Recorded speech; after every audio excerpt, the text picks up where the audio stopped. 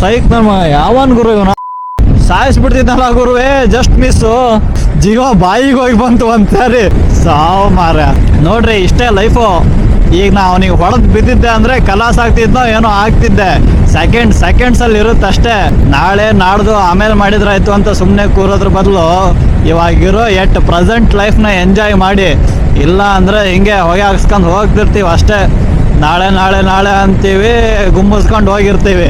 Upendra sir ಅವ್ರು ಹೇಳಿದಂಗೆ ನೋಡ್ರಿ, ಇಲ್ಲಿ ನಾನಾಗಿರ್ಬೇಕು, ಪ್ರೆಸೆಂಟಲ್ಲಿ ಇರ್ಬೇಕು ಅಷ್ಟೇ. ಸೊ ಲೈಫ್ನ ಎಂಜಾಯ್ ಮಾಡಿ ಗಾಯ್ಸ್, ಸುಮ್ಮನೆ ವೇಸ್ಟ್ ಮಾಡ್ಕೋಬೇಡಿ.